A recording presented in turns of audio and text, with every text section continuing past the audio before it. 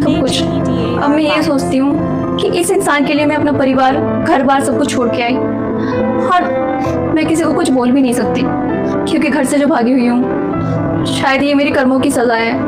मैंने अपने माँ बाप का दिल दुखाया, तो मैं कैसे खुश रह सकती हूँ। ये तो आज आपने पूछ लिया मुझसे मेरा दुख, वरना मेरे पास तो ऐसा कोई नहीं है जिससे मैं कोई बात कर सकूँ। दीदी, आपके साथ इतना कुछ करा आपके पति ने, तो अब ये सब सहती क्यों नहीं? आप अपने परिवार के पास वापस क्यों नहीं चली गई? अरे क्या मुँह लेके जाऊँ मैं उनके पास? मैं उनको छोड़ के भागी थी, नाक कटवा दिया मैंने उनका। अगर अभी मैं उनके पास गई तो वो मुझे सब नहीं करेंगे। और जब मैं भागी थी, ना जाने अड़ोस पड़ोस के लोग सबने उनको क्या क्या ताने दिए होंगे। मेरे माँ बाप को तो घर से बाहर निकलना भी मुश्किल हो गया होगा। और अगर अभी मैं गई तो समाज क्या बोलेगा? और मेरे माँ बाप, वो तो शायद मुझे ना घर में घुसने भी नहीं देंगे, मेरे मुंह पे दरवाजा बंद कर देंगे।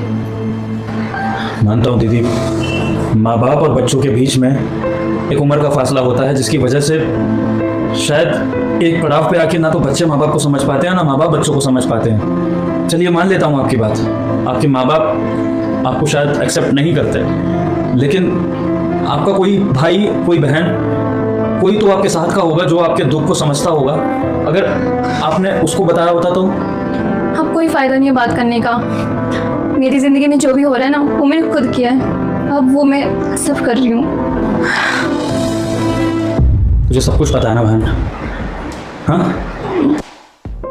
भैया, तूने कैसे सोच लिया कि तेरा भाई तेरे साथ खड़ा नहीं होगा? मुझे लगा था कि शादी करने के बाद तू खुश रह रही होगी अपनी जिंदगी में, इसलिए मैंने भी तेरा पीछा नहीं किया और ना ही घर से किसी को करने दिया, ये सोचकर कि तू जैसे रहे सुकून और शांति से रहे, अपने पति के साथ प्यार से रहे। लेकिन अगर मुझे जरा सा भी अंदाजा होता ना बहन कि तेरी ये हालत हो जाएगी तेरी शादी में, तो मैं भागा चला आता, तुझे इस नर्क से बाहर निकाल के लेके जाता। और तू इतनी बड़ी हो गई कि सब कुछ सह रही है, क्यों? अगर यही तकलीफ तेरे भाई पे होती तो क्या तू अपने भाई को अकेला छोड़ देती? तो फिर तूने कैसे सोच लिया कि तेरा भाई तुझे नहीं एक्सेप्ट करेगा, तेरी बात नहीं समझेगा? हो जाती है गलती लोगों से, तेरे से भी हो गई।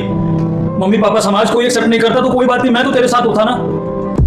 बस बहन, अब तूने जितना झेलना था झेल लिया। तू उस दरिंदे के साथ एक मिनट भी नहीं रहेगी। चल मेरे साथ घर वापस। नहीं भैया, वो मुझे नहीं छोड़ेंगे।